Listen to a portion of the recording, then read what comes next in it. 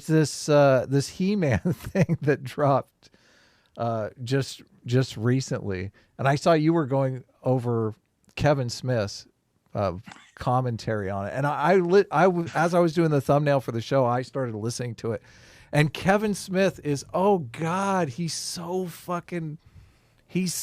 bent. He thought he was making something that people were just going to be sucking his dick for days over. He thought like, oh my God, people are going to love this. I'm going to be the new God. I'm going to be back on top. I'm going to be the it guy in comics again.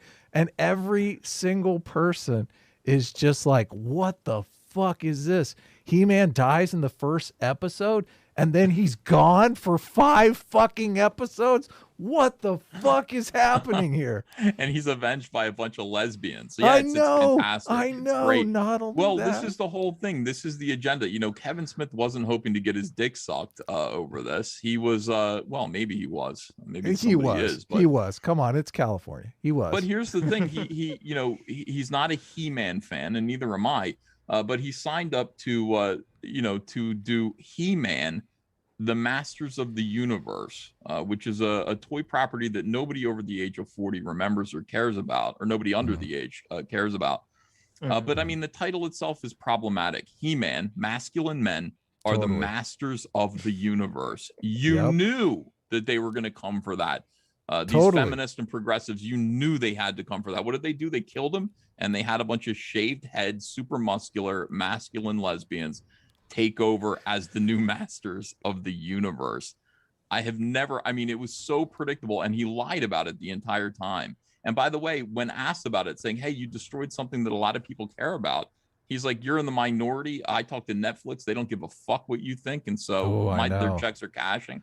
I don't care. Oh, well, that is going on all over the place now. And again, I don't really know what to do about it, except this. This is it. All we can do is get talented people of goodwill to create new stuff, because the stuff that was created before by people of goodwill is now being taken over, hijacked, and perverted by lunatics, by radicals.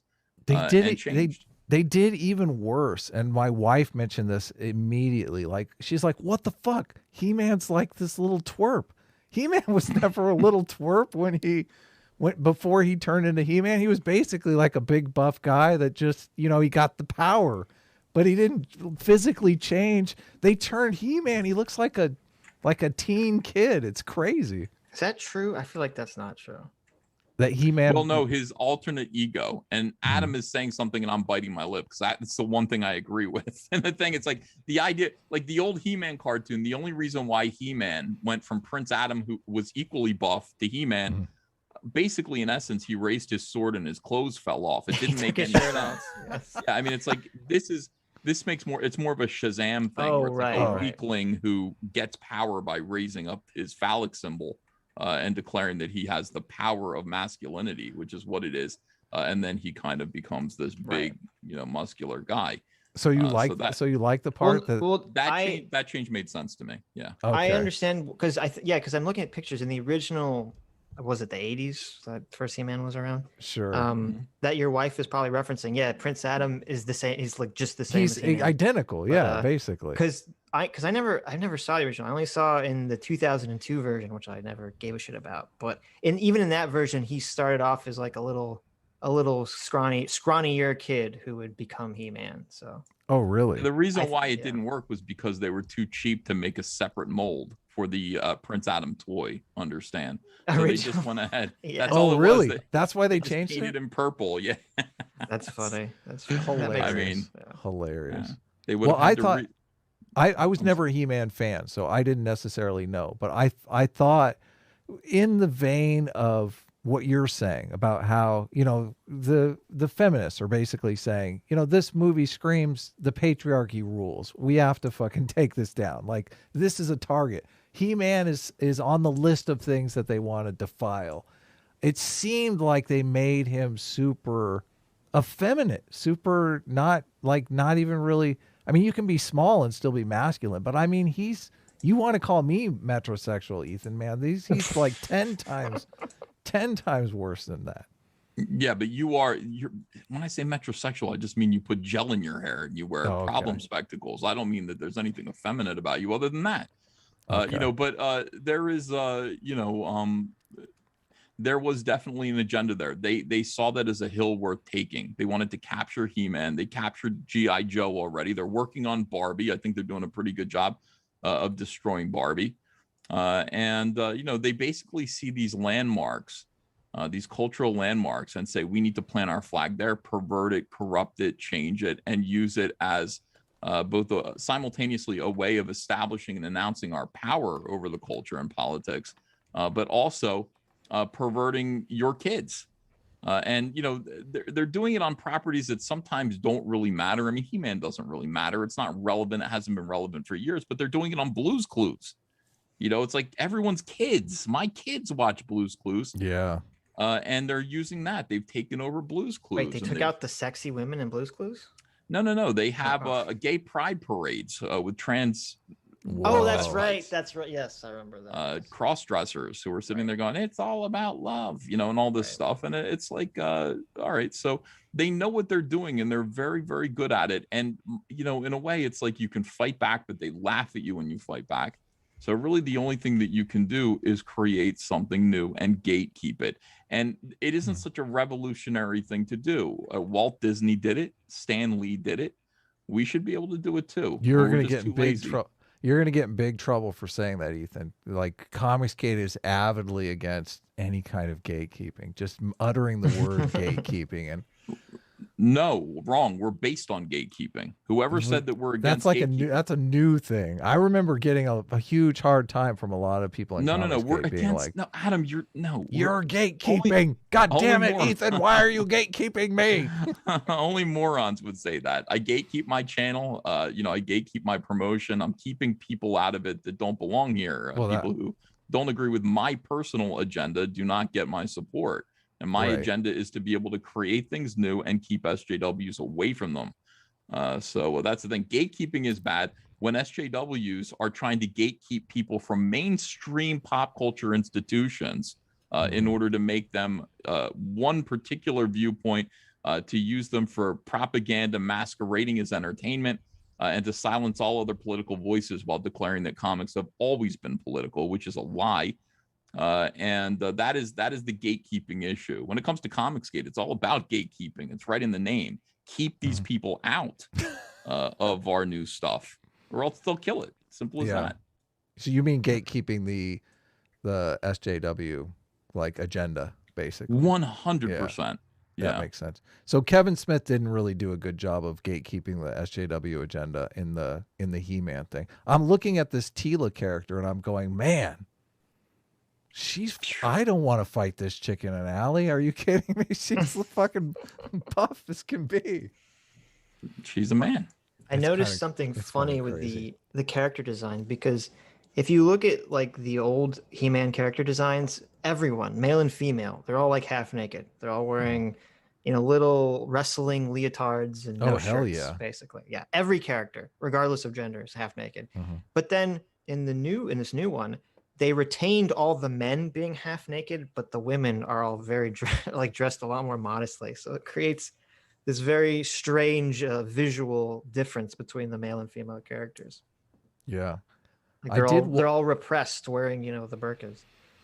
I did watch the Kevin Smith podcast. You played some clips from it, Ethan, and man, Kevin Smith was expecting just a way different reception. And I felt like it's affected him. I feel like he's not hiding anything. He's saying, the higher ups don't care. It's no big deal, But he does seem like he's affected by the fan reaction not being very good. Mm-hmm. I don't know. I'm not really sure. He certainly does look thinner as he's quitting. He's having trouble eating. Lost his appetite. I don't really. I don't know how he personally feels. I know that what he said in that interview was extremely passive aggressive and offensive. He was saying, "Hey, feel free to just complain all you want about this. What I'm doing. It doesn't make a fucking difference. Netflix has millions, hundreds of millions of subscribers. You're a very small percentage of them, and fuck you. Sorry. Yeah, complain all you want. I was 20 years old once too, which is like saying, I remember my first beer. You know, it's an extremely demeaning thing to say to a fandom that you have just deliberately and intentionally, aggravated. Yeah. Well, it's also not true. I mean, obviously Netflix keeps the numbers of who watches Hell what yeah, show. they do. And if no one's watching the He-Man show, they're obviously not going to renew it. He also, Ethan, I think you might have just did the clips, and I actually was listening to the whole podcast, and he was talking about how they want to do like 100 of these things. And like, if the fan reaction is super bad and the numbers are bad, like they're not going to make 100 of these. Obviously, it's going to be like a flash in the pan. So I think it's a little bit of internet tough guy, him saying, "Oh, it doesn't matter, you know, fuck you guys." Of course. But he was like, I'm a real fan. Please, like, accept me." There was a little bit of like tail between his legs. Well, the problem is that his movie, he used to make feature films, Totally. and that is over. Totally. So the reason why he still managed to keep some geek cred, despite the fact that he enthuses to the point of tears over things that are mediocre, and people know that he has become a shill. So he is a prime target to be captured by social justice warriors to be, hey, you know, you don't have anything else to do. How about a He-Man cartoon? This is a hill we wanted to take. You're going to make it like this. This is what you're going to do. And he did it. So, you know, what's after this for him? I'm not really sure. You know, I guess the hope is they're going to appreciate the favor that I did for them, the political favor that I did for them, to the point where they're going to give me more work. But they never really seem to reciprocate. I think, you know, they're going to use him. He might get 2, maybe 3 seasons out of this, and then he's out of here. The fans have turned on him. It was a bad deal. It's a real bad deal for him. He's saying that episodes like 6 through 10 are still yet to drop, and he's claiming that He-Man is center stage in these next 5 episodes, which I don't understand. How the fuck do you go 5 episodes or 4 episodes? Because He-Man is pretty prominent in the first episode. How the fuck do you go 4 episodes and He-Man's not even in the story? Like, I watched the first one and the second one, and like He-Man isn't even there in the second one. Like, why is it even called He-Man? It's called Masters of the Universe Revelations. Remember that. Yeah. The revelation is that women are the who masters real of the master? universe. Oh my God. It's all right there, dude. It's all right there. They knew what they were doing. That this is one big. They're here to troll and abuse the fans, and you know.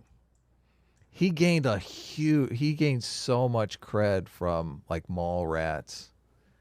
And I don't know. I kind of see like Kevin Smith pissing his legacy away with all this stuff. He did seem pretty demoralized in that podcast. But yeah, you're right. The title of it is not He-Man, Adam. It's Masters of the Universe. Oh, okay. So that's the answer to your question. That's why he's not in the first couple episodes. They're like, you think we're gonna make a show with man in it? What are you, crazy? Come on. That's not how this works. He was the original person that put his pronouns in the bio, so I thought they would like that. Really? Oh, I didn't know that. He-Man, it's right there in his name. Oh, there you go. Yeah, that makes sense. He-Man. I thought you were talking about Kevin Smith putting pronouns in his bio. Does Kevin Smith have pronouns in his bio? I'm not exactly sure. That's a good question. I promise you, yes, without even looking. Really? I don't know. I looked up today to see if I was following Kevin Smith so I could unfollow him. But I wasn't following him. That'll show him.